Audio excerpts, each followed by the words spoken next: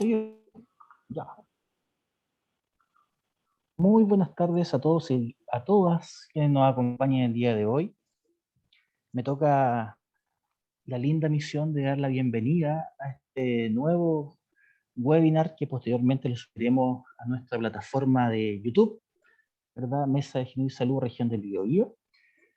Y en esta ocasión nos toca hablar de un tema que es relevante, ya sobre la ley 21.057, que habla principalmente de la entrevista de video grabada. Sabemos que desde el año 2007, después de una década de trabajo, en casos de violación y homicidio en niños, niñas y adolescentes, se pasó como objetivo prevenir la victimización secundaria en niños, niñas y adolescentes que han sufrido delitos sexuales. Es por eso que hoy, después de años de implementación de la ley, tenemos a una persona que ha trabajado directamente con ella, que es la señora Raquel Núñez, quien ya tiene bastante experiencia, le ha tocado estar en esta misión y va a ser muy relevante que nos pueda comentar cómo ha sido su experiencia, los principales desafíos, logros y brechas que, que son importantes por resolver, y también nos entregará algunas recomendaciones de lo que está sucediendo y cómo ha sido su porvenir, cómo ha sido la situación o cómo ha llevado esto en forma de experiencia. Así es que nuevamente les doy las gracias por esta presentación, que estén acá, y te dejo, Delia, para que continúes tú con la introducción al tema. Sí, gracias, Javier. Bueno, como Mesa Regional de Género y Salud, estamos continuando con este tema, un tema relativamente nuevo, y que gracias a Raquel nos va a exponer acerca de la ley 21.057, orientada a que regula las entrevistas videograbadas y otras medidas de resguardo a menores de edad, víctimas de delitos sexuales. Ella es Raquel Núñez Creixell, me corrige si estoy mal con el apellido, psicóloga de la Unidad de Víctimas y Testigos de la Fiscalía Regional del Biobío.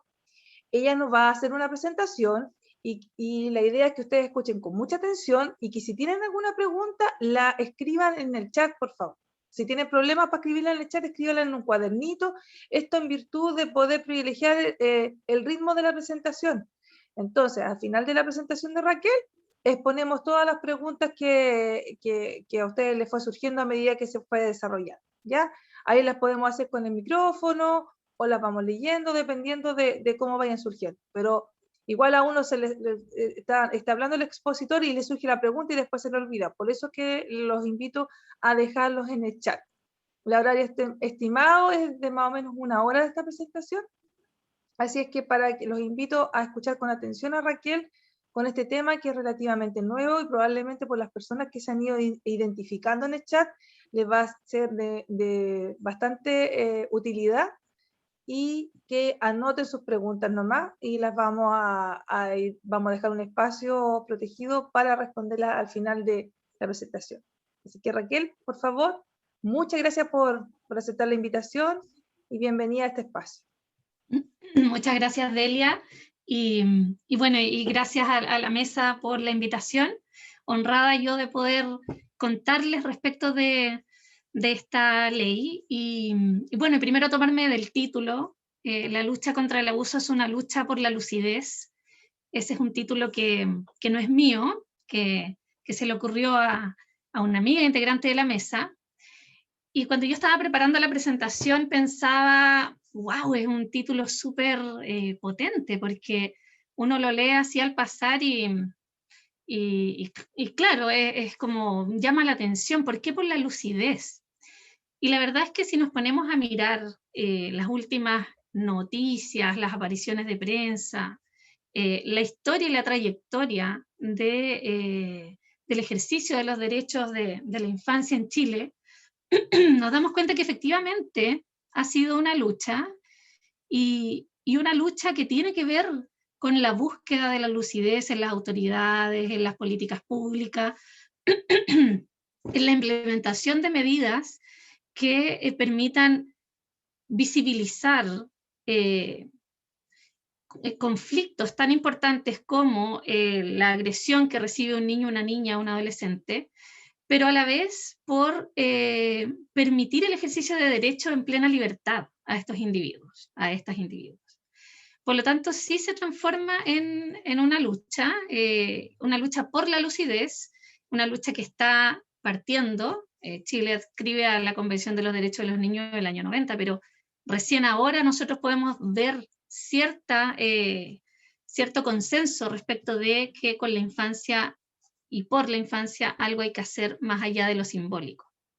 Bueno, y entonces yo pensaba, vinculado al tema del abuso sexual, cómo ponernos en el tema, cómo situarnos en la perspectiva de una persona menor de edad que ha sido víctima de un delito de este tipo. Y yendo a mi bibliografía y a todo lo que yo tenía a mano, la verdad es que se me ocurrió que lo mejor es partir por una historia. Así que los invito a esta historia, que es muy cortita. No puedo avanzar yo. Ahí sí. Vamos a partir con esta historia que se llama Azul. Es un cuento cortito y dice: me gusta ir al parque los domingos por la tarde en mi bicicleta.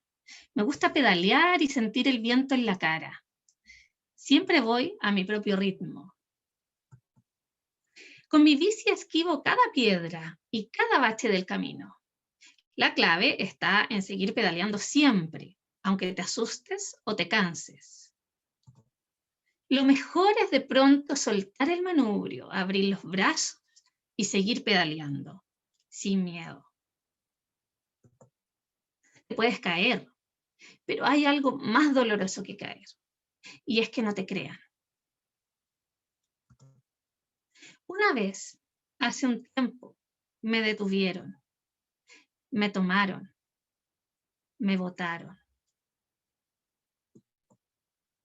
Y me hicieron mucho, mucho daño. Le conté a mi mamá y a mi papá, pero no pudieron ver cuán profundas eran mis heridas. Lo conté en el colegio, pero dijeron que se me pasaría pronto. Lo conté tantas veces que comencé a creer que nunca había ocurrido. Fue un tiempo muy triste y solitario.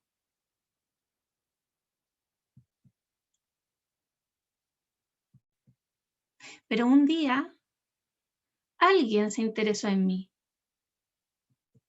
Alguien me creyó y me acompañó a sanar. Recuperé mi historia para seguir. Desde entonces, cada domingo voy a los parques libremente. El abuso sexual se perpetúa en lo oscuro del silencio, en el secreto, en la prohibición de hablar. Romper el silencio, desarticular el abuso, solo es posible en un espacio donde el miedo se sustituya por la confianza. Esta historia que yo les cuento no es ciencia ficción ni fantasía. Esta es una historia, un cuento creado por José Andrés Murillo, una de las víctimas de Caradima, de violencia sexual sistemática. Él además es el director de la Fundación para la Confianza y con esta ilustradora tienen este cuento precioso que yo hace un tiempo atrás lo tengo en mi biblioteca y hoy día me sirvió mucho. Así que lo utilizo para este contexto y se lo agradezco también al autor. Pero entonces, hablamos de abuso sexual infantil y se nos viene lo primero un montón de protocolos, un montón de noticias que vemos repetidas veces en las noticias. Hace poco vimos el caso de una chica que había sido instada por alguien a dejar su casa, después la encontraron con un adulto en una cabaña. Luego vimos otro caso de otra chica que después se supo que estaba bien, pero que también se había ido. Y nosotros de pronto nos preguntamos, ¿esto será algo de las noticias? ¿Será algo poco frecuente? Hoy día en la mañana veía las noticias respecto de los informes de agresiones sexuales en el Sename, y hablaban de un 88% de los niños que están bajo la custodia del Sename como víctimas de abuso sexual en las residencias en las que están. Es una realidad totalizante, es una realidad grave, y por lo tanto yo creo que en la medida en que nos mantengamos en la empatía con este pequeño que nos contaba su historia, de cómo le gustaba andar en bicicleta, y no lo pudo hacer durante mucho tiempo, vamos a poder probablemente ponernos en la ruta en la que necesitamos caminar para poder contribuir en alguna medida a que esto no ocurra, y a la sanación, la recuperación y la atención digna de los niños y niñas que les ha tocado vivir este tipo de experiencias. Como decía el cuento, los padres, las madres, quienes tenemos al cuidado a niños o niñas, nos preocupamos desde su pequeña infancia por darles la confianza básica en el mundo. Nos preocupamos de enseñarles y ayudarles a caminar, de enseñarles que en el mundo no hay peligro, porque no queremos que sufran siendo pequeños alguna desilusión o una frustración. Cuidamos las orillas de los muebles para que no se peguen, para evitarles el dolor. Por lo tanto, cuando en esa etapa de la vida ocurre una transgresión tan profunda a nivel emocional, psíquico y de la esfera corporal, es tan invasiva la experiencia que hay desgastes y quiebres a todo nivel del desarrollo. Estos niños no cuentan ya con la confianza básica que nosotros necesitábamos entregarles para confiar en el mundo y poder desarrollarse. Y por lo tanto, traen alguna consecuencia que se va a manifestar en algún momento de su historia. Sumado a esto, la gran mayoría de los delitos de tipo sexual se generan al interior de la familia. Estamos hablando de sobre un 70%. Por lo tanto, esos seres que tienen como rol el cuidado, en algún momento, cuando desafían esta norma, vulneran este rol y desde una posición de superioridad transgreden los límites de un niño, o sea, ¿en qué confiamos al final? Nos quedamos sin herramientas para enfrentar la vida. El abuso sexual infantil tiene consecuencias graves y no se repara a sí mismo. Sin intervención y siendo crónico en el tiempo, deja consecuencias casi irreparables. Y eso es sumamente relevante que lo tengamos presente quienes en alguna u otra medida interactuamos con niños o con niñas que han vivido este tipo de situaciones. Bueno, conversábamos antes de hacer este conversatorio respecto de dónde nos parábamos nosotros desde nuestra realidad nacional. Y es importante hacer este recorrido porque, como les decía yo anteriormente, Chile adscribe a la Convención de los Derechos del Niño el año 90, 30 años atrás. Y la verdad es que desde el año 90 en adelante, lo que nos ha dicho repetidas veces la ONU es que Chile no cumple con lo que se comprometió en términos de velar por el interés superior de los niños y las niñas y de protegerlos. Chile no tiene hoy una ley de infancia. Por lo tanto, no está regulado por ley aquellas cosas que afectan y aquellas decisiones que afectan a los niños y las niñas. Nos hemos ido aproximando, y esta ley de la que yo les voy a conversar hoy día es una aproximación clara a la validación de los derechos de los niños y las niñas. No obstante, es un avance incipiente en un proceso que ha sido de larga data y que pareciera no haber mucho avance en estos 30 años hacia atrás. Lo que nos dice la ONU es que en el caso de los niños, niñas y adolescentes víctimas de delito, el sistema de justicia tiene la obligación de considerar y tener en cuenta de manera primordial su interés superior en todas las medidas o decisiones que les afecten. Y la verdad es que hasta ahora, cuando un niño o una niña pasa por o pasaba por el sistema penal o por el sistema de familia, muy rara vez era un niño tratado como un sujeto de derecho, ¿ya? Quienes hemos trabajado en infancia lo vemos cotidianamente, las decisiones están tomadas por adultos en consideración de lo que los adultos consideramos mejor, y la autonomía progresiva que se busca que los niños puedan ejercer en la medida en que van teniendo uso de facultades cognitivas más elevadas o de mayor madurez, no es un ejercicio común en el fondo, o es muy raro verlo. Bien. Entonces, ¿cómo aparece esta ley 21.057 que regula las entrevistas grabadas en video y otras medidas de resguardo a menores de edad, víctimas de delitos sexuales y de otros delitos también? Aparece por un reclamo del nivel privado. Aparece porque una fundación comienza a buscar eco en las autoridades para generar una ley que regule el paso de los niños por el sistema penal. ¿Y esto por qué? Lo vamos a graficar muy sencillamente. Si yo vivo en una casa y mi vecina, perdón, si yo trabajo en un colegio y llega un estudiante, Rosita, y Rosita me dice, tía, la verdad es que yo le quería contar algo que a mí me preocupa, porque resulta que un tío me hace cosas que a mí no me gustan. Esta profesora que recibe ese relato, ¿qué es lo que hacía habitualmente o qué es lo que hace hasta el día de hoy? Puede ser, ya, hija, tranquila, no se preocupe, yo le voy a ayudar.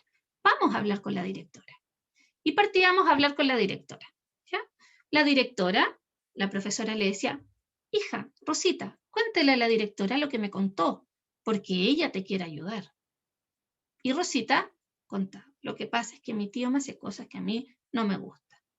Luego, la directora, buscando la orientación necesaria para poder tomar acciones respecto de esto que afecta y con un genuino interés, llama a la psicóloga del programa de convivencia escolar, por ejemplo, y la psicóloga acude, y entonces la directora le dice a Rosita, Rosita, ella es la psicóloga del colegio, a ella le puedes contar, tenle confianza y cuéntale esto que te pasó para que te podamos ayudar.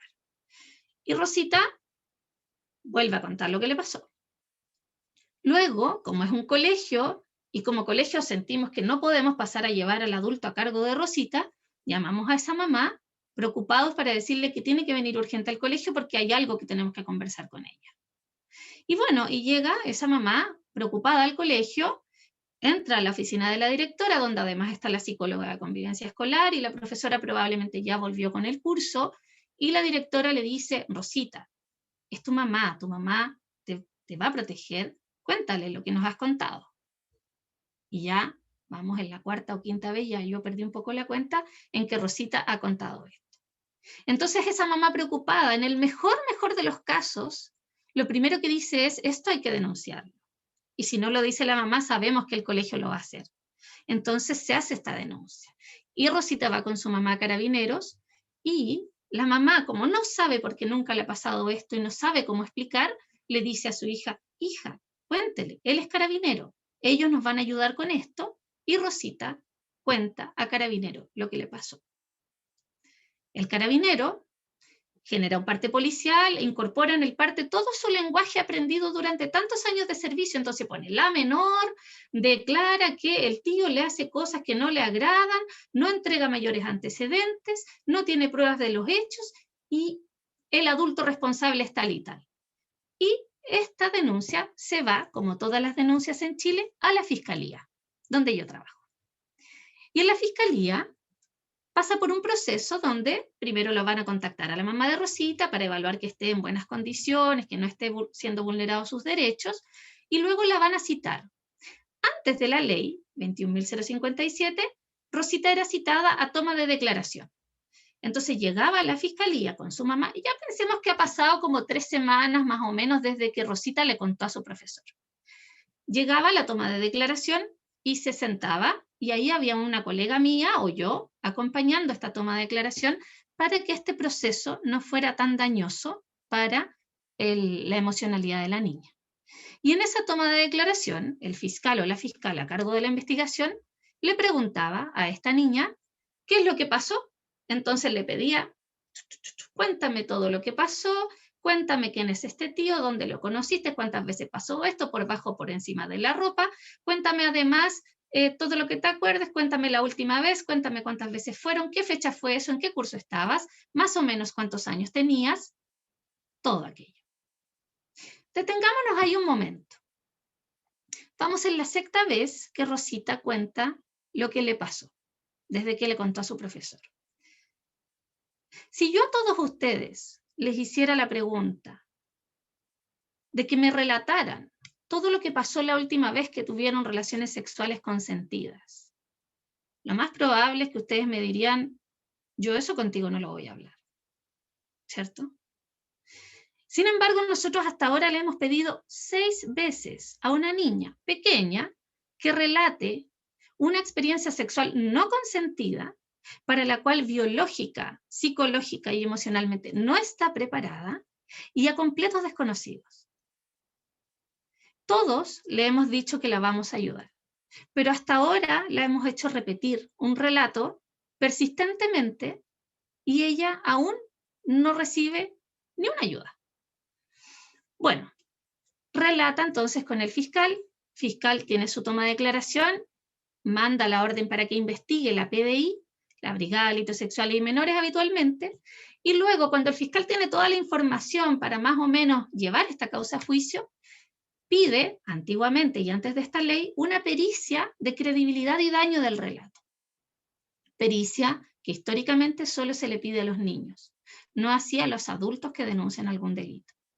Por lo tanto, esta Rosita, que ya ha pasado como un año desde que le contó a su profesor, tiene que ir a una institución donde se entrevista con un psicólogo, una psicóloga, y nuevamente cuenta el relato de lo que le ocurrió. Y vamos, si es que este informe después le llega al fiscal, unos meses después, y el fiscal considera que la causa está armadita, vamos a juicio, y está disponible la víctima, y la mamá sigue súper preocupada de su hija, entonces vamos a juicio. Y entonces ahí a Rosita le toca ir al tribunal y por 9ª vez contar lo que le contó a su profesor. Y anteriormente, y antes de esta ley, esa era la realidad de la gran mayoría de las causas de delitos sexuales a niños, niñas o adolescentes. 9 veces en promedio contaban lo que les tocó vivir. Pareciera ser que solo eso ya es altamente traumático. Como decía el niño del cuento, lo conté tantas veces que hasta empecé a dudar, porque además en el juicio nosotros le pedimos que Rosita cuente todo lo que le pasó y ojalá sin inconsistencia, porque ojalá si en la declaración dijo que había sido en agosto del 2004, ojalá no vaya a decir que fue en septiembre, porque si no pudiera generar una duda razonable que haga que esta persona salga impune. Ahora, no mencioné que durante este proceso Rosita asiste a terapia de reparación y daño y eso sí existe. Gracias a Dios, hace bastantes años y los niños reciben terapia cuando están en este proceso. Pero eso también hace que cuando llegamos 2 años después a la fecha de un juicio, muchos de estos niños ya no quieren hablar más del tema. Ya han tratado de superar, porque le estamos pidiendo 2 años después, que cuenten algo que probablemente han tratado de olvidar durante estos 2 años. Y que es lógico, cualquiera de nosotros trataría de hacerlo. ¿Ya? Entonces, como les contaba, surge desde el ámbito privado, de una fundación, de la Fundación Amparo y Justicia, el clamor porque esto se haga ley. Y ellos traen el modelo que se utiliza en el extranjero, un protocolo de entrevista que ha sido probado, que funciona con niños y que no es revictimizante, para entrenar y pedir que las personas que entrevisten niños sean entrenados, no sea cualquier persona con cualquier habilidad o deshabilidad o criterio o poco criterio. Entonces yo les voy a invitar a ver, ojalá que esto funcione, cómo surge este clamor. Ahí me dicen, por favor, mis colegas, si se escucha o no, si se ve o no. Cuando pusiste compartir, ¿te pusiste compartir con audio? Yo creo. No sé. A ver, veamos primero si abre. Hasta ahora iba todo perfecto.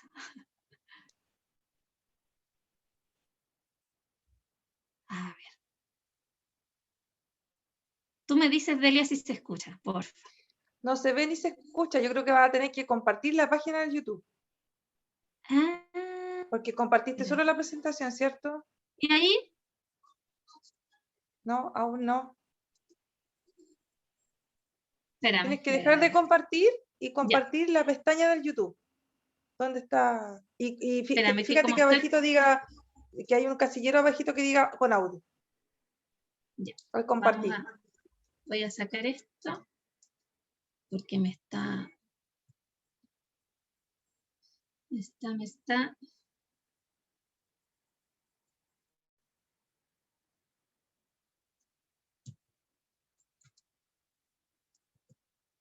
A ver. Denme unos segundos, porque esto en algún minuto puede ser que me supere. Recuerden hacer las Anular. preguntas en el chat mientras tanto, con lo que nos ha estado comentando Raquel. Si tienen alguna pregunta, traten de irla dejando en el chat. A ver, estás compartiendo la pantalla. Grabando en la nube. Ahí me aparece todo, po. Pero ahí, ¿qué es lo que se ve? ¿Se ve el título de la presentación o no? No te... Se ve el título de la presentación, perdón. Ah, ya. Yo creo que a lo mejor va a ser más difícil que yo logre ese aprendizaje en tan poco tiempo, ¿ah? Así que yo creo que lo ¿Puedes voy... copiarme el link del YouTube en el chat y yo lo comparto? Cópiame el link. En el chat. Ya me estás pidiendo mucho, Delia, porque estoy desde ya el poneme la computador. página y yo me lo aprendo. Poneme de nuevo. Espérate, te Estoy lo a voy... punto de hacerlo. Espérate. No, sí vamos. Si esto no nos va a superar. Estamos acá. Espérate, lo voy a copiar y Ya. te lo voy a... Yo tenía abierto el... WhatsApp también sirve. Sacar el YouTube. Ahora sí. Yo tenía abierto el WhatsApp web. Delia, te lo envié por WhatsApp. ¿Se lo enviaste? Sí. No, pero mándate la foto. Sí, pero transcríbelo. Ya, era lo mismo. Tú eres La caperuza. No, sí, que la Delia, 5 segundos ya está lista. Oye, qué bueno eso, porque ahora no encuentro mi presentación. Ahí está. No me cambies Ya, la pero página. sí, toma un poco de agua mientras tanto. Pero mira, se llama No me pregunten más, de Amparo y Justicia. Mejor búscalo así, en YouTube. Espérate, yo estoy que termino esto, si no lo ya. 5. A ver si no, y si no lo busco como tú dices. Ya. A ver si me funciona.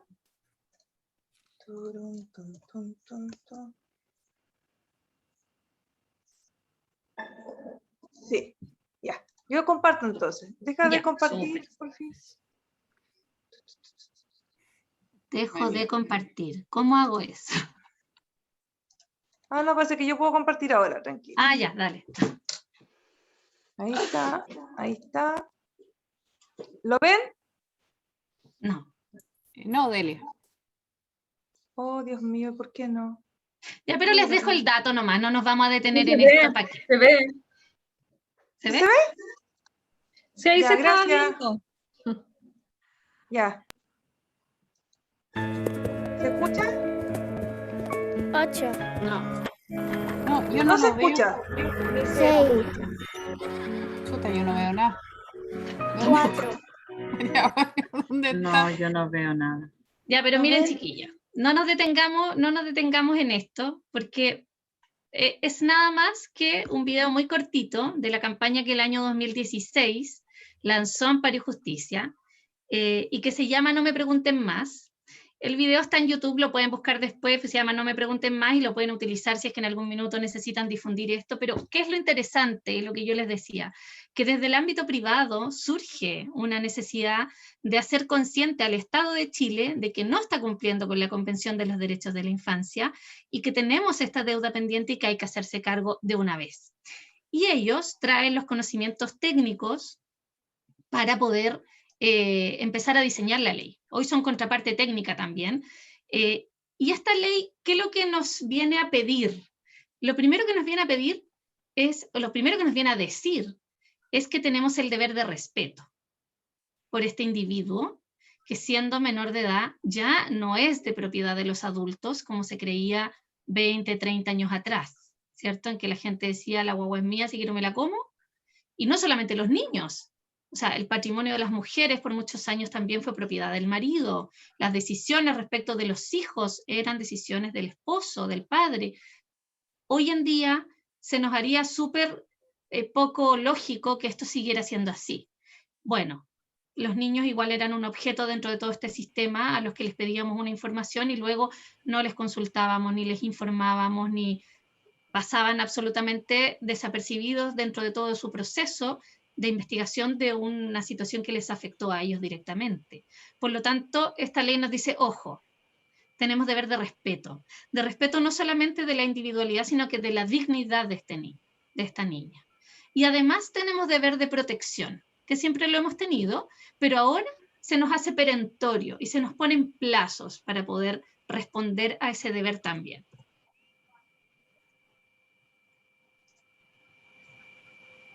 ¿Y qué nos dice la ley? Este es un diagrama que nos muestra el proceso de la ley. Si ustedes se dan cuenta, la publicación de la ley en el diario oficial fue el año Raquel, en enero del... ¿Sí? ¿Está pegado a la lámina del YouTube? ¿Estás con presentación? Sí. A lo mejor estás compartiendo otra cosa. Está pegado con la página del YouTube. ¿Ahí? Ahí sí, Ahí dice ahí ley sí. 20. Ya, perfecto. Ya, Ahí, nunca y más ahí pongo el cambiamos YouTube. presentación también. Ya, entonces ahí les contaba que en enero del año 2018 se publica la ley en el diario oficial, ya aprobada por ambas cámaras después de múltiples discusiones, años de puestas de acuerdo, y el 2 de abril del 2019, estamos hablando de 1 año y 3 meses después, se publica el reglamento que regula esta ley, ¿ya? Reglamento que tiene una serie de protocolos importantísimos de actuación para todas las instituciones que nos vemos tocadas por la ley. La entrada en vigencia entonces de la ley propiamente tal es el 3 de octubre del 2019. Y uno dice, 2019 fue un año, parece que remeció temas muy trascendentales a nivel nacional, y en Chile probablemente vamos a recordar este año como un año de movilizaciones en muchos órdenes de cosas. Porque no solamente entra en vigencia esta ley en enero del 2019, sino que también entra en vigencia la ley de imprescriptibilidad de los delitos sexuales ocurridos a niños, niñas o adolescentes. ¿Y qué quiere decir eso? Que en un mismo año tenemos 2 leyes que vienen a poner en vigencia el ejercicio de derechos de los niños y las niñas. Antes de la ley de imprescriptibilidad, los niños tenían, después de cumplida la mayoría de edad, 5 años para hacer una denuncia respecto de un hecho que les hubiera ocurrido en su infancia. Sin embargo, por las características de los delitos de tipo sexual, una de las características fundamentales es que los niños los viven en un contexto de mucha culpa, de secreto, de vergüenza y de temor. Por lo tanto, la dinámica de la develación del relato que por primera vez un niño hace respecto de una victimización, generalmente pasa luego de varios años. Y a veces hemos visto, en el ejercicio de las funciones que me corresponden, que madres que llevan a sus niños por haber sido víctimas de algún delito terminan relatando por primera vez sus experiencias de abuso también vividas en la infancia. Por lo tanto, no es de extrañar que puedan pasar 5, 10 años y un niño o una niña no se atreva a contar lo que pasó. Es esperable, es predecible incluso. Lo extraño es, y lo fuera de lo común, es que lo cuente al tiro. Y sería el ideal en todos los casos, porque podríamos protegerlos de inmediato. Bien, entonces tenemos este año que fue como fabuloso para los derechos de la infancia en Chile, y lo vamos a marcar así como un hito. ¿Y cuáles son los delitos que se tocan por la ley 21.057? Yo no me quiero detener en esto porque si uno lo busca en internet aparece inmediatamente, pero en resumen son todos los delitos sexuales que afectan a niños, niñas y adolescentes, la trata de personas y el tráfico de migrantes, que desgraciadamente es un delito en aumento en Chile, dada el movimiento migratorio que hemos tenido en los últimos años, el secuestro, sustracción de niños y adolescentes, los delitos violentos, que están ahí detallados, y los robos, con la condición de que sean robo con homicidio o con violación. En todos esos casos, alguna niña o algún niño adolescente víctima de algunos de estos delitos tiene que ser abordado su paso por el proceso penal desde todo lo que nos indica la ley 21.057. Y vamos a ver qué implica. La ley se fundamenta en algo que hemos estado conversando hace un rato y que tiene que ver con las características de ser víctima de un delito de este tipo. Entonces se reconoce que el sufrimiento, la confusión y el daño que genera un delito de esta naturaleza se multiplica infinitas veces, dada la fragilidad física, la inmadurez psicológica que tiene el ser humano en esta etapa de su desarrollo. Pensemos en lo que yo les decía, es un ser humano que no está preparado para una aproximación sexual. Por lo tanto, cualquier aproximación de ese tipo irrumpe en su espacio individual y irrumpe con toda la estructura que se está desarrollando a nivel emocional, a nivel psíquico, incluso a nivel cognitivo. Se ha estudiado déficit a nivel cognitivo en niños que han sido abusados como consecuencia incluso de la experiencia vulneradora en una primera infancia. Se asume entonces además y se toma en consideración para la ley que los delitos sexuales y los otros delitos graves del catálogo dejan una huella dolorosa y muy profunda en el desarrollo emocional, conductual, físico y social del niño, que en muchos casos es de difícil reparación. Y además que estas experiencias de victimización en la infancia se ven muchas veces agravadas por las malas acciones o equivocadas acciones de quienes operamos el sistema. ¿Ya? Por lo tanto, hay una victimización que trae el niño que vivió, pero el niño puede ser aún, y se ha estudiado así, victimizado mucho más profundamente, o no sé si eso se pueda, pero al menos en una profundidad importante por el proceso que le corresponde vivir. Entonces, el objeto y el principio de esta ley, por sobre otras leyes, es prevenir la victimización secundaria. Y este es un cambio de paradigma, porque hasta antes de esto lo que se hacía era buscar del niño el máximo de información para que el delito no quedara impune. Ahora lo que se busca es la integridad psíquica, física y psicológica de este niño. Y le brindamos un acceso a la justicia, que ejerza su derecho, pero ese derecho va a ser ejercido de la forma en que el niño necesite ejercerlo y en el tiempo en que necesite ejercerlo. Por lo tanto, su participación es absolutamente voluntaria. Y como no prescriben los delitos sexuales, va a ser cuando el niño esté listo para contar lo que le ocurrió. Entonces, nos define la victimización secundaria como todos aquellos efectos psicológicos, sociales adversos que enfrenta el niño como consecuencia, que no lo hubiese enfrentado de otra forma, de la participación en actuaciones o procedimientos del proceso penal y proteccional. Por lo tanto, esta ley lo que viene a garantizar son derechos de acceso a la justicia, de la protección y debida diligencia, vale decir, no cualquier diligencia, la que sea indispensable. ¿Ya? No voy a tener la pericia de daño por si acaso. No voy a someter al niño a ese nivel de exposición, de estrés y de revictimización por si acaso, ¿cierto? Solo si tengo puntuales razones muy justificadas voy a poder hacer esto. Y si no, el niño no se toca. La operativización, por fin, de la Convención de los Derechos del Niño en Chile, un principio de operativización, un enfoque de derechos y la prevención de la revictimización. Entonces, esta ley incorpora modificaciones en distintas etapas del proceso penal. Y aquí tenemos como un gráfico del proceso completo, desde la denuncia hasta la sentencia, en el fondo, como sería un proceso que va a juicio. Muchos de los procesos no llegan a esa instancia por distintas razones. Y se incluyen cambios en 4 etapas de este proceso. En la denuncia, en la entrevista investigativa y videograbada, que después les voy a contar por qué es un cambio, en la investigación y las diligencias de investigación que se pueden hacer, y en la declaración judicial. ¿Ya? Entonces, tenemos un relato, tenemos un niño que le contó a su profesor que el tío le hacía cosas que no le gustaban, ¿cierto? ¿Quién puede denunciar eso? Lo primero que esta ley permite, que a diferencia de la ley anterior no se permitía, es que un niño pueda denunciar solo, sin la necesidad ni la compañía de un adulto. ¿Por qué es tan relevante esto? porque más del 70% de los delitos ocurren al interior de la familia.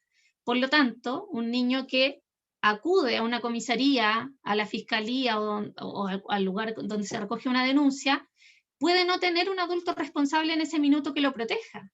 Puede tener incluso un adulto que esté silenciándolo o que esté coercionándolo para que no hable. Y por lo tanto, antes se le pedía la compañía de un adulto, hoy día eso ya entra un niño a una comisaría y entra en vigencia la ley 21.057. Y todos los actores tienen que estar preparados para que el niño pueda ejercer su derecho con ciertas condiciones. Entonces, cualquier niño, niña, adolescente que haya sido víctima de un delito, sin necesidad de la compañía de un adulto, y cualquier persona, ojo que en el caso de los menores de edad esto siempre ha sido así, cualquier persona que haya tomado conocimiento de la victimización de un niño, niña o adolescente puede hacer la denuncia. Y en el caso de los trabajadores del ámbito público, debe hacer la denuncia. ¿Dónde se puede denunciar? Carabinero, Policía de Investigaciones, Ministerio Público, que es la Fiscalía, y ahí hay 2 correos electrónicos que durante pandemia están operando para, estos son de Los Ángeles, pero están en la página web de la Fiscalía los de todas las regiones del país y todas las fiscalías del país, y tribunales penales, donde hay funcionarios de turno para atender denuncia. Entonces, si tengo más cerca de mi casa un tribunal de familia, puedo denunciar en el tribunal de familia. Si tengo más cerca la fiscalía, puedo denunciar a la fiscalía. Como les contaba anteriormente, todas las denuncias que se hacen en Chile llegan a la fiscalía y se les asignan a un fiscal. Por lo tanto, cualquiera de estas vías va a ser una vía válida y no necesito hacerlo 2 veces. Algunas personas me dicen, fui a hacerla a Carabinero y después fui a la PDI. Da lo mismo, puede hacerla en 3 partes, puede hacerla en una. El ideal es que sea en una porque tampoco es un trámite grato para nadie ir a hacer una denuncia por este tipo de delito. Y además, es un derecho a la denuncia. Por lo tanto, ningún funcionario público, ni carabinero, ni policía, ni funcionario del tribunal, ni de fiscalía le puede negar su derecho a hacer la denuncia. Sí, le puede contar de los horarios. Carabinero y Policía de Investigaciones tienen turno 24 horas, por lo tanto, es el lugar que probablemente uno tiene más facilidad de llegar, ¿ya? Porque puede llegar en cualquier momento. ¿Quiénes derivan y quiénes hacen denuncias y deben hacer denuncias? Los funcionarios y funcionarias públicas, los establecimientos de salud, los establecimientos educacionales, la red pericial, cuando el Tribunal de Familia, por alguna causa de protección, pide a una institución que haga una pericia de la dinámica familiar, y en el contexto de esa entrevista un niño o una niña relata un hecho constitutivo de delito, esa institución está obligada por ley a denunciar. Los tribunales de familia, los tribunales civiles y otros donde estamos toda la comunidad de nuestro país. Y abajito lo pusimos muy chiquitito porque yo creo que esto todos lo sabemos quienes trabajamos en el ámbito público, que son las normativas que nos rigen y que nos obligan a denunciar en el caso de tener este rol. Bien, el niño concurre solo. Esto es lo que se debe hacer en el fondo. Lo primero es consultarle por su identificación. Estamos en una realidad nacional donde estamos también reivindicando derechos de las poblaciones LGBTQ+, R+, me falta una R. Y, por ejemplo, puede ser que un niño en apariencia masculino llegue a una comisaría a hacer una denuncia y el funcionario le pregunte ¿cómo te llamas? O ¿cómo te gusta que te llamen? Y él pueda decir Marcela. Y en ese caso, el funcionario está mandatado a registrar Marcela, nombre social, y seguir adelante, sin un cuestionamiento, sin una pregunta de, bueno, pero ¿cuál es tu nombre de verdad? No. Si dice Pepo, Pepo. Eso lo resolveremos con los adultos, pero el niño tiene que ser tratado de esa forma y se identifica como él quiera, como ella quiera. Las consultas adicionales permitidas, donde tú vives, hay alguien de tu confianza que te acompañe, eso está permitido. El registro íntegro de las manifestaciones verbales y no verbales del niño.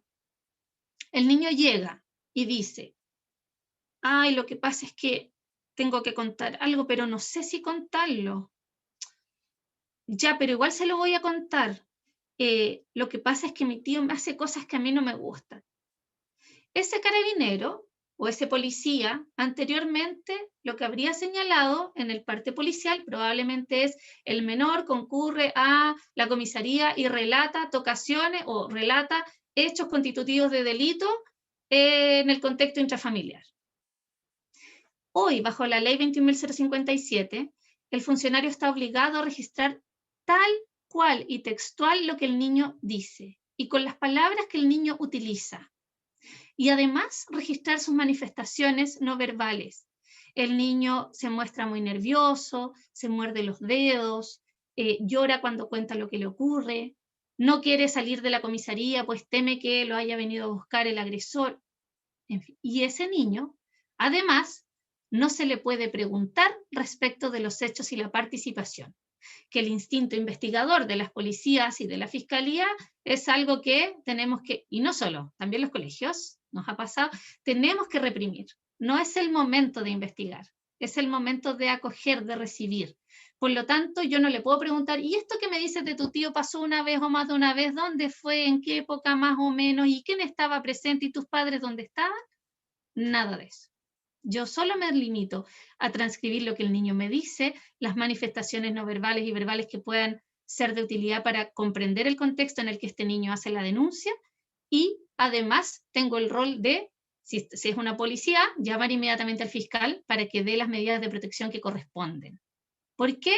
Porque puede ser que este tío que le hace cosas que no le gustan viva en la casa, y por lo tanto ese niño, esa niña no puede volver a la casa estando ese tío ahí. Y ahí el fiscal, bueno, vamos a después contarle las obligaciones del fiscal. La acogida de un relato entonces requiere para nosotros y nosotras tener presente las barreras inhibidoras. Los niños nos están confiando un relato sumamente doloroso. Tienen miedo, vergüenza, culpa, rabia y un montón de emociones que han hecho que este relato se mantenga enclaustrado mucho tiempo. Lo más probable es que mucho tiempo. Por lo tanto, nuestra actitud tiene que ser la de mostrar interés. Si nosotros le transmitimos ansiedad y nerviosismo porque en realidad estamos escuchando hechos que también son difíciles de escuchar, lo más probable es que este niño se retraiga y no nos quiera contar. No prometa, además, lo que no puede cumplir. Y eso fundamentalmente tiene que ver con el secreto. ¿Por qué? Por dos razones. Lo primero es que usted no va a poder guardar esto en secreto. Si usted es funcionario de un servicio, va a tener el deber de denunciar, y este niño tiene derecho a saber. No tiene por qué encontrarse con que de repente llamaron a la mamá y le contaron que había una denuncia, y este niño no sabe que se hizo una denuncia. Tiene derecho a saber. Y segundo, porque las dinámicas abusivas incluyen el secreto como un elemento para mantener el abuso. Por lo tanto, cuando yo a un niño le planteo que este va a ser un secreto, lo que hago es reforzar esa forma de relación.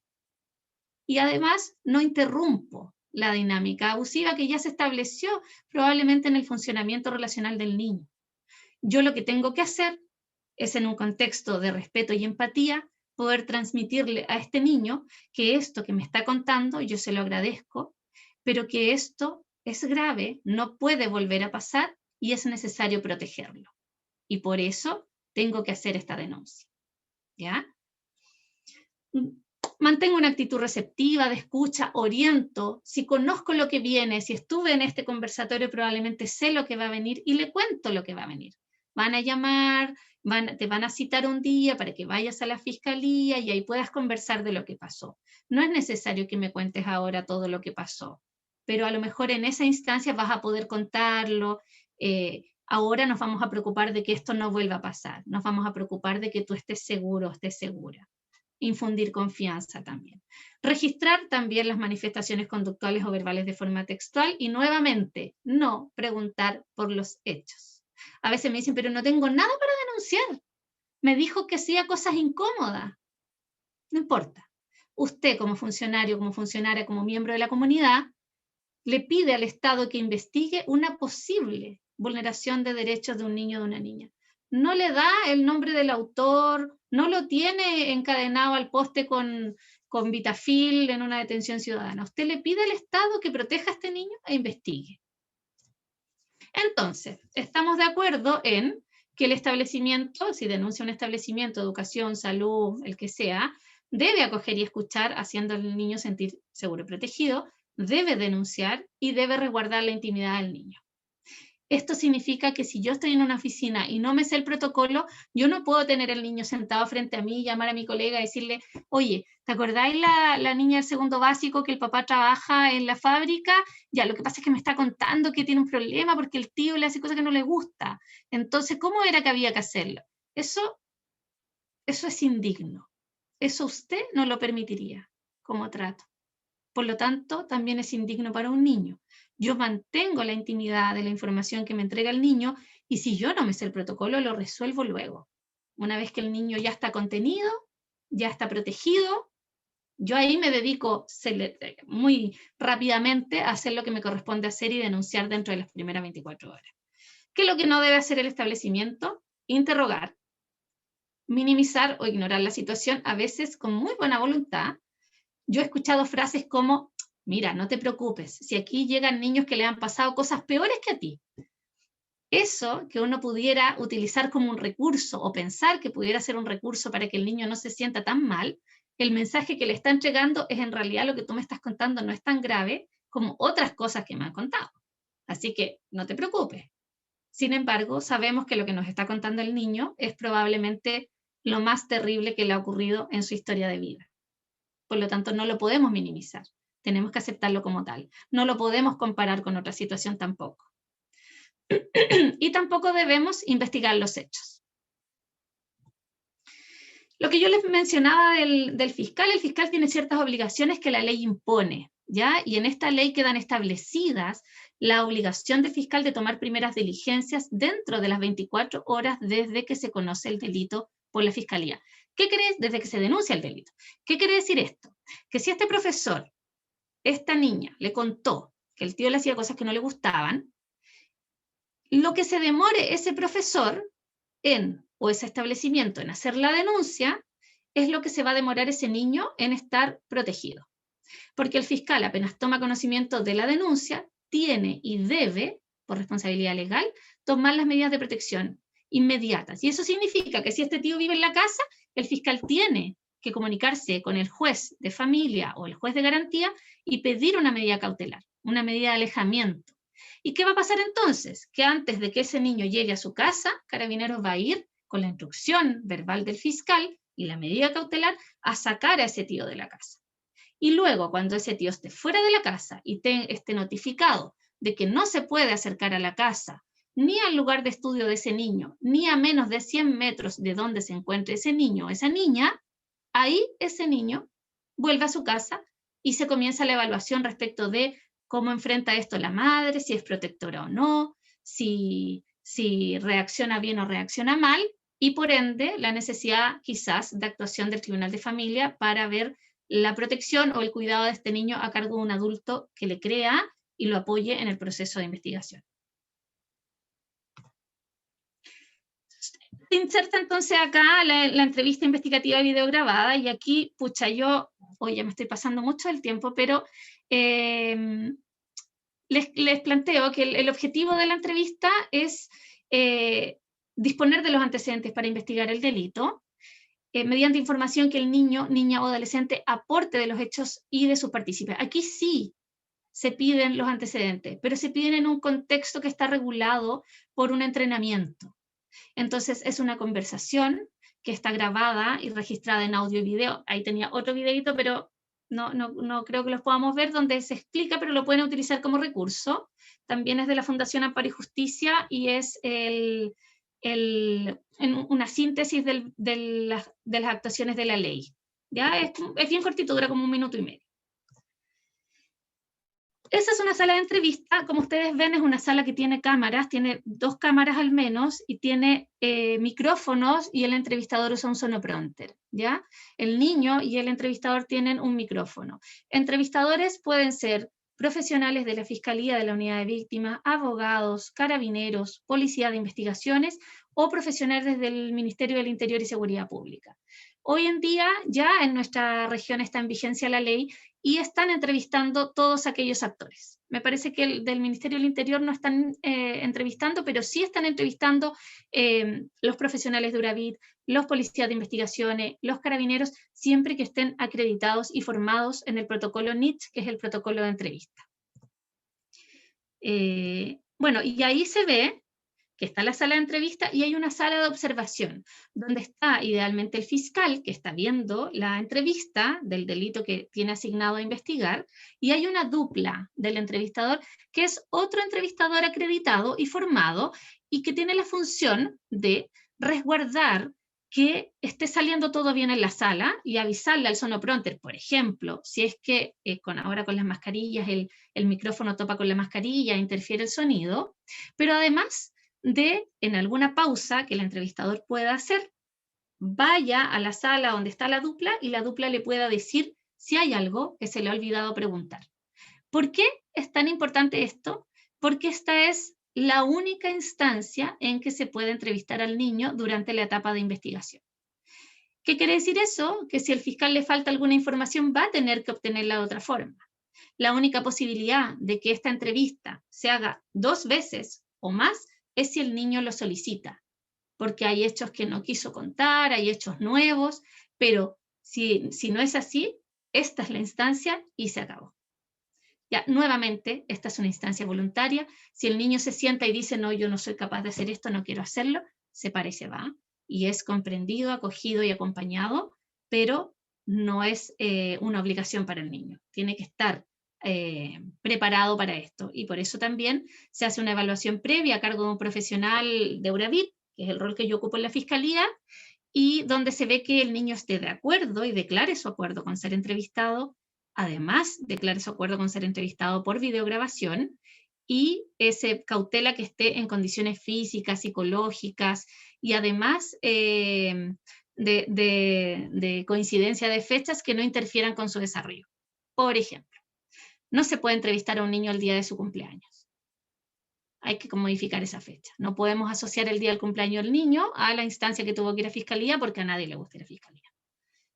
O el otro día nos tocó que una chiquitita tenía a su hermano de visita que venía del norte y lo iban a ir a dejar al aeropuerto, el día de la entrevista.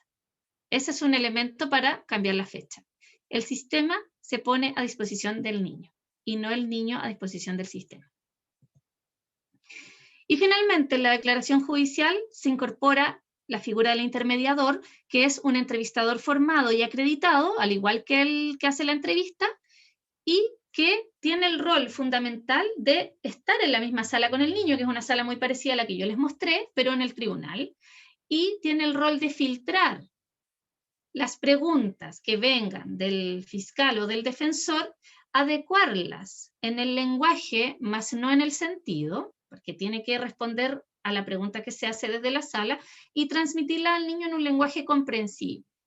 A su vez tiene el rol de regulador de la protección de los derechos del niño. Por lo tanto, si hay una pregunta que pasó desde la sala al intermediador por el sonoprompter, pero es una pregunta coercitiva, por ejemplo, que pregunte, ¿y esto que te hacía a ti tu tío te gustaba? Esa es una pregunta inadecuada, eso no se puede hacer. Atenta contra la dignidad del niño, de la niña. Por lo tanto, el intermediador tiene el rol de frenar esa pregunta, no transmitirla al niño y reflejarle a la sala de audiencia que tiene que reconsiderar esto, ¿ya? Por lo tanto, hay un rol ahí de filtro y de protección que antes no existía. Bueno, eso es a grandes rasgos lo que yo tenía hoy día que contarles respecto de esta ley. Es una ley que entró en vigencia el 3 de junio de este año en la 8ª región y en otras regiones, y el próximo año ya se suman las últimas regiones para que ya entre plenamente en vigencia a nivel nacional. ¿Ya? No sé si ha habido preguntas, ahí Delia me va a contar, pero quedo a disposición y les agradezco mucho su atención. Sí, subieron algunas preguntas, escribieron acá, yo tengo otra, por ahí vamos viendo. Paula Burgos pregunta, actualmente cuando algún profesional de salud realiza denuncia, solicita medida de protección paralelamente si corresponde. Ahora, con esta ley, ¿solo la debe solicitar al fiscal? No, la responsabilidad de denuncia se hace perentoria por esta ley, pero el deber de protección lo seguimos manteniendo igual. Si yo observo que el delito además está asociado, por ejemplo, a la baja credibilidad de la madre, yo presento la medida de protección al Tribunal de Familia. Porque lo peor que podría pasar es que lleguen 2 medidas de protección al Tribunal de Familia. ¿Ya? Eso sería lo más terrible. Pero lo que no puede pasar es que no llegue ninguna. Por lo tanto, apenas yo tomo conocimiento, activo el sistema en materia penal y en materia de protección. Otra pregunta de Catalina Bravo es, ¿cómo se capacita a las policías para realizar entrevistas? ¿Se considera suficiente dicha capacitación? ¿Se ha considerado el acompañamiento del o la profesional que obtiene la develación? Considerando que el NNA devela porque se encuentra en un lugar seguro y al profesional que ya conoce con quien tiene un vínculo. Ya, dos cosas ahí. La formación que reciben todos quienes somos entrevistadores acreditados es la misma. Se llama CIFE, Curso Inicial de Formación de Entrevistadores, está regulado por ley, uno de los reglamentos de la ley, y la ley misma, en uno de sus artículos, regula el nivel de formación que tenemos que tener. Y la verdad es que la técnica, que esta técnica no es chilena, es extranjera, la técnica viene con una premisa que dice que no tiene relevancia la formación previa del entrevistador, porque la formación en entrevista es una formación en una forma de conversar con un niño. Por lo tanto, cualquiera que lo aplique de forma adecuada va a llegar al mismo resultado. Podemos tener diferencias de opinión al respecto, quizás para todos no nos va a parecer lo mismo, pero lo cierto es que hoy día tenemos entrevistadores, psicólogos, trabajadores sociales de URAVID, tenemos entrevistadores detectives, tenemos entrevistadores carabineros con un muy buen nivel de entrevista, porque además tenemos la figura de instructores regionales que van monitoreando el trabajo de los entrevistadores. Y si se detectara, por ejemplo, que un entrevistador no lo está haciendo muy bien, ese entrevistador, su instructor lo acoge en alguna medida y tiene que rectificar. Entonces y además se va a tener que reacreditar en base a nosotros nos van a evaluar una entrevista que hayamos hecho, probablemente al azar, todavía no nos pasa, donde nos van a evaluar para la reacreditación. Por lo tanto, cualquiera de nuestras entrevistas puede ser sujeto de análisis en algún minuto, y si no lo hacemos bien, de frente no vamos a poder seguir entrevistando, porque acá el objetivo primordial es que este niño sea bien tratado. Por lo tanto, el entrevistador tiene que formarse y seguir aprendiendo nomás. Y lo segundo, no se considera la presencia de nadie más que el niño o la niña en la sala de entrevista. La entrevista tiene varias fases y una de ellas es el rapport, que es un establecimiento de una confianza básica en un contexto formal de entrevista, para que el niño se sienta respetado en su derecho, tratado dignamente, y se genera un espacio que permita que el niño pueda conversar de temas más profundos como lo es la victimización, ¿ya? Por lo tanto, el entrevistador está entrenado para lograr que este niño se sienta lo suficientemente cómodo como para poder contar la victimización de la que ha sido parte. Quien recibe el relato sigue actuando como testigo de oídas en la causa, y en algún minuto se le va a tomar declaración desde la PDI o desde Carabinero, y quizás se le va a citar a juicio a declarar, pero la entrevista investigativa videograbada es individual. Solamente entra el niño y solamente hay autorización para que ingrese una persona externa cuando el niño requiere de alguna ayuda técnica. Niño que tenga alguna discapacidad sensoriomotriz que le impida, por ejemplo, hablar, que necesite un intérprete de lenguaje de señas, o un niño que hable en algún otro idioma o en alguna lengua materna que le impida la comunicación con el entrevistador, y ahí se puede incorporar un intérprete, pero de otra forma no. Okay, una pregunta acá de Dayan Norambuena. Si uno quisiera capacitarse de manera particular, ¿dónde se puede? A ver, tengo entendido que en este minuto la primera capacitación por ley se destinó a los entrevistadores y el sistema que va a tener que acoger esta ley. que la tiene que hacer carne en el fondo. Pero hoy día mismo conversaba con unas colegas sobre un curso de formación que tiene la Universidad Católica, que parte en octubre. Y es un curso sobre elementos técnicos y los cambios que inserta la ley 21.057 en el proceso penal. Por lo tanto, es un curso abierto a la comunidad. O sea, ahí puede postular cualquier persona que quiera interiorizarse. Y bueno, como Fiscalía y todas las instituciones que estamos participando de la entrada en vigencia de la ley, también estamos obligados a generar actividades de capacitación. Así que lo más probable es que durante todo este tiempo empiecen a haber esta misma instancia de conversatorio o seminarios o capacitaciones abiertos también a los servicios. Okay. Y una pregunta que quería hacer yo tiene que ver con, es reciente esta ley que entró en ejecución. ¿Cuántos casos, por lo menos de tu jurisdicción, ya se han desarrollado, se ha visto, han logrado medir algún tipo de impacto en estos chiquititos? Por ejemplo, ya decir, no sé, pues ya han tenido que dar su versión 1 o 2 veces de las 9 veces que nos mencionaste al principio. ¿Han logrado chequear eso? No.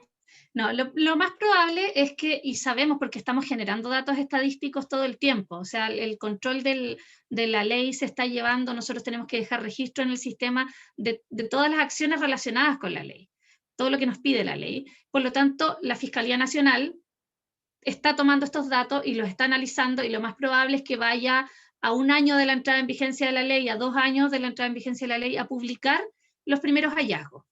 ¿De qué es lo que puedo hablar yo? Yo puedo hablar de los niños, de las niñas, y lo que ellos han comentado, ¿ya? Yo en este minuto estoy en el rol de evaluadora. Yo hablo con los niños y les informo sobre la entrevista y ellos manifiestan su voluntariedad de ser entrevistados, ¿ya? Entonces, cuando ellos ya han sido entrevistados, yo muchas veces hablo nuevamente con las mamás o con ellos y ellos me cuentan cómo se sintieron. Y la verdad es que el cambio es sustantivo, porque antiguamente ellos entraban a una oficina con un escritorio, con un fiscal frente a un computador y hablaban.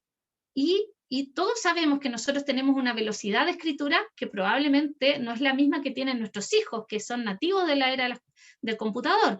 Entonces muchas veces pasaba que el niño estaba contando algo y el fiscal le decía, ay, dame un segundito que eso no lo alcancé a notar. Hoy día eso no pasa. Hoy día es una conversación fluida, donde no hay computador de por medio, donde esto se está registrando y por lo tanto entrega el contexto de tranquilidad para que el niño pueda relatar libremente y ojalá lo más libremente la experiencia que ha vivido, y esta pueda ser acogida por el entrevistador, quien va a guiar el proceso de comunicación con ciertas normas, pero dejando el espacio al niño para expresarse de forma abierta. Entonces, lo más probable es que el impacto en términos de satisfacción del usuario, del niño o la niña, lo vayamos a ver a 1 o 2 años después de la entrada en vigencia. Acá en la región ya se han hecho cientos de entrevistas, la verdad, no tengo el número exacto, pero ya se han hecho mucho más de 160 entrevistas. Creo que vi un correo pasar por ahí que hablaba de cuántas entrevistas van solo en la 8ª región. Super, muchas gracias. No sé si hay alguien que tenga alguna otra pregunta. Ahora ya podrían activar el micrófono para que no, ya estamos en la etapa de las preguntas. No sé si alguien más tiene alguna cosa. la mano, Delia. Voy a ver ahí que tenía su mano levantada, pero se me fue la mano ahora. Pero que active el micrófono. No creo que vayamos a hablar mucho a la vez.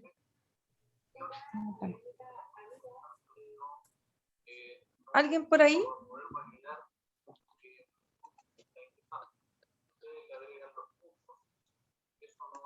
¿No? ¿No tenemos más consultas? A lo mejor fueron de las personas que hicieron las preguntas en el chat, Mariana. Puede ser. Puede ser. ¿No? ¿Nadie tiene consulta? Súper. Fue muy interesante la presentación y que bueno, eso quería saber yo, cómo en tu experiencia, qué tipo de impacto había tenido un poco en estos chiquititos. No sé, Marian, ¿tú quieres dar las palabras de cierre si no hay más consultas? Bueno, me dan la oportunidad y me voy a tomar aquí unos minutos. Primero que nada, agradecerte, Raquel, compañera, colega, amiga, que indudablemente sabía, y porque te conozco por años, y he tenido esta oportunidad de que nuestras vidas se hayan cruzado, de que esto iba a superar absolutamente todas las expectativas. Tal vez no era necesario decirte cómo quería esta mesa que esta presentación se llevara a cabo. No queríamos suficientemente la ley, sino que por sobre todo destacar que es la protección de nuestros niños, niñas y adolescentes, ¿cierto?, en esta transgresión absolutamente del cuidado, de las relaciones del cuidado. Emocionante desde el comienzo, creo y estoy absolutamente en la convicción de que a cada uno y a cada uno de los que están aquí presentes, que se dieron la oportunidad y que dieron su espacio para estar aquí, tuvieron una satisfacción absoluta desde la forma que efectivamente tenemos que proteger. Hay un antes y un después, absolutamente. No puedo dejar de recordar que antes de esta ley hablábamos que hemos fracasado como Estado, ¿cierto?, en lo que es el cuidado humano, lo que es en el cuidado de nuestros niños, niñas y adolescentes. Y que este Estado además no permitía que se rompiera el abuso sexual infantil, sino que al contrario, lo sostenía. Me recuerdo en este primer trimestre cuando leí unas cifras de policía, el PDI, la Policía de Investigaciones, donde hace un registro global en relación a todo lo que son las víctimas de delitos sexuales en la infancia. Tú siempre me has dicho y me has enseñado que la denuncia puede entrar, ¿cierto?, de una causa y termina saliendo, ¿cierto?, como nosotros decimos, con otro diagnóstico, pero sigue siendo delito sexual. Yo creo y estoy absolutamente, digamos, creo no equivocarme de que cuando entra por una causa de delito, ojalá se cerraran diciendo que no era delito, pero no es así. Creo que se corrobora y se corrobora más allá del primer relato. La Policía de Investigaciones, y aquí me voy a detener ahí, solamente indicar que ellos indican un 5% de aumento en delitos sexuales entre el año 2019 y 2020. Perdón, 2020 y 2021. Hasta el año 2019, cuando teníamos cifras mucho más determinantes en una etapa no pandemia, el abuso sexual infantil era de 50 a 53 niños y niñas y adolescentes abusados por día. Cada 30 minutos hay un niño, niña y adolescente que está siendo abusado. El lugar más inseguro es el hogar.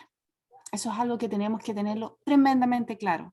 No solamente los que trabajamos en salud, sino que en todas las reparticiones. Y ojalá cada uno de los ciudadanos que habitan este planeta. Hay una cifra negra y eso está estudiado a nivel internacional y lamentablemente se ha probado. La cifra negra llega a estimarse que hay 75 niños y niñas aquí en Chile que son abusados. Una cifra negra que no se denuncia. Y no se denuncia porque efectivamente no hemos dado los espacios de confianza. También seguimos desprotegiendo, nos falta mucho aún como país, como Estado. Hemos abandonado, nuestros niños, niñas, adolescentes no están en primera línea. No tenemos una ley, como tú dijiste, una ley de infancia, se rechazó una ley de protección integral del derecho, se rechazó una ley de abuso sexual infantil, que claramente, indudablemente vendría a cambiar, porque todos nos hacemos la misma pregunta, ¿y esto cómo acaba? ¿Cómo debe acabar? ¿Qué hacemos para que acabe? Solamente algo tan simple y que no tiene un costo, que es educar. Y educar según su autonomía progresiva, educar claramente según todo su evolución desde una primera infancia, respetando, insisto, su autonomía de acuerdo a su desarrollo, de acuerdo a su desarrollo biológico, tú lo dijiste, de acuerdo a su desarrollo cognitivo, ¿cierto? De acuerdo también a todas sus redes. Ojalá todos nuestros niños, niñas, adolescentes tengan una expresión afirmativa en relación a decir que tienen un círculo del cuidado. Ojalá, como dice la Vinca Jackson, lleguemos un día en donde nuestros niños, niñas, adolescentes digan que cuentan con un grupo de personas que están dispuestos, y como tú lo dijiste en el relato, a protegerlos, a escucharlos, a creerles. El relato no podía haber sido más asertivo, Raquel Núñez Creigset, no podía haber sido más específico. El relato comienza, y yo creo que ahí nos parecemos cuando tenemos algo de teatro, y tú eres una actriz maravillosa. aparte profesional, esa es una beta que tiene mi amiga aquí. Y que efectivamente, qué importante pasar, porque parece que no nos creyeran. Parece que cuando hablamos de esto, seguimos hablando, ¿cierto? Desde nuestra, parece que estuviéramos en una vereda como contrapuesta. Por eso a veces hay que dar cifras, porque las cifras igual impactan.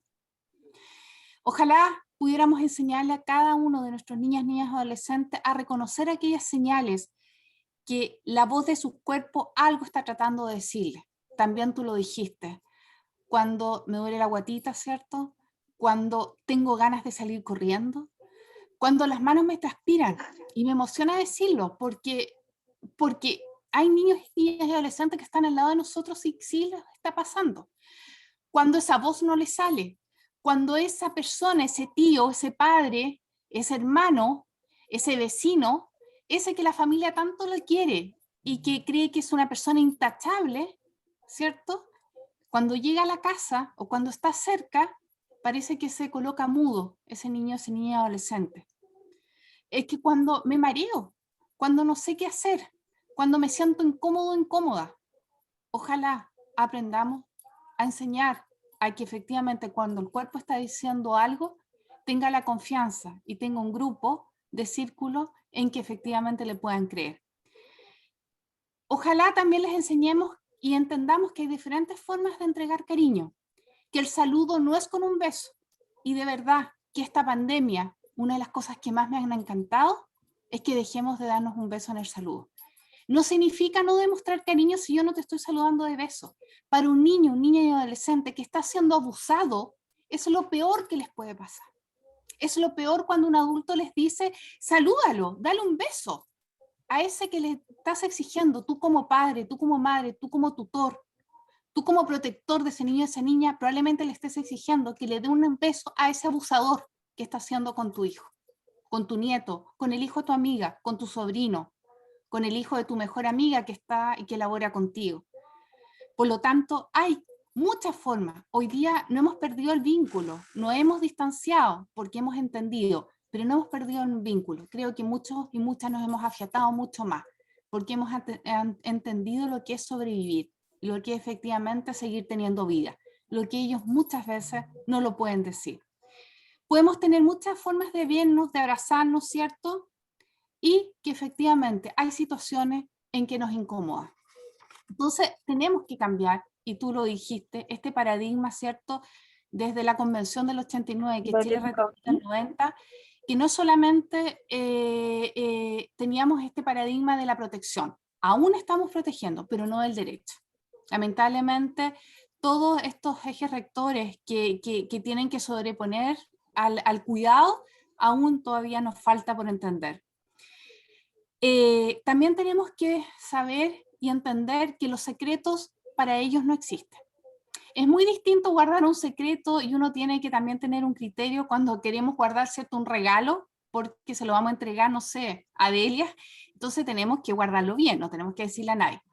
Pero hay que entender y hay que hacerlos también comprender qué es lo que significa guardar secreto. Y tú también lo dijiste, la ley del silencio.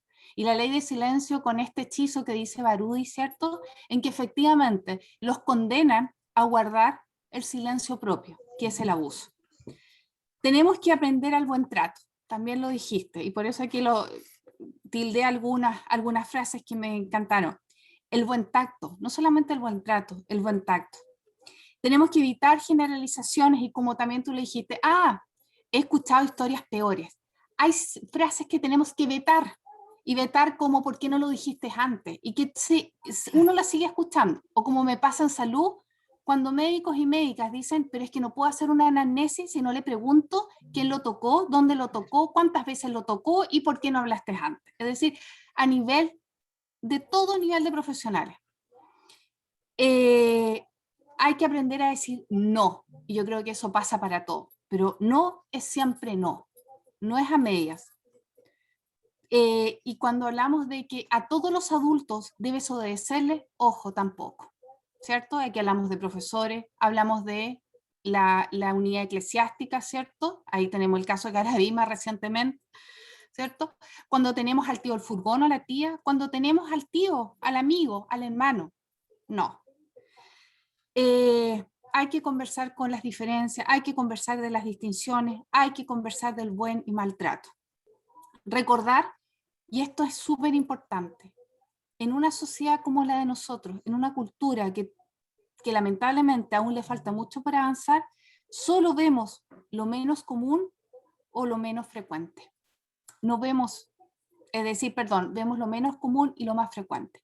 No olvidar que nuestros niños, niñas y adolescentes son únicos y diversos.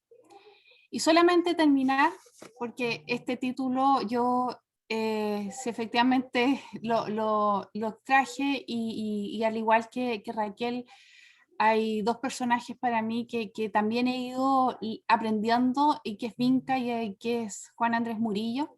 Y dentro de las palabras de Murillo, aquí hay un pequeño matiz que traje y que lo escribí en los correos cuando se los envié, que le escribe a la Vinca en el libro Como agua en los espejos.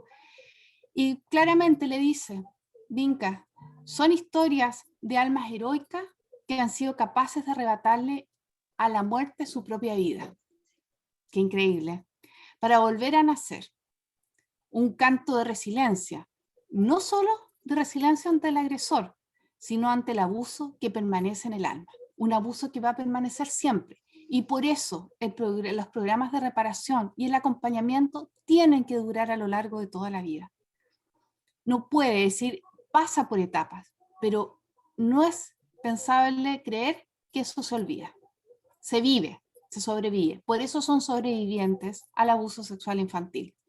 Son víctimas sobrevivientes que luchan tregua a tregua contra el vacío, que están dejando y han dejado este saqueo del abuso en un alma y un cuerpo que se revela para no sucumbir en la penumbra en una muerte en vida. Y por eso era el título que colocamos en esta presentación. Víctimas sobrevivientes, donde su resiliencia es el fármaco para que estos corazones retomen su tamaño, recuperen su voz, su cuerpo perdido a este mundo, a esta vida, donde la angustia aislada y descentrada deben ganar.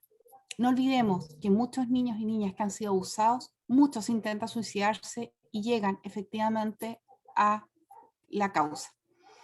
No olvidemos que podemos ser los únicos, y aquí es tremendamente importante en todo tipo de víctimas, los únicos y las únicas que les ayuden a recuperar sus rumbos, a hablar, a educar.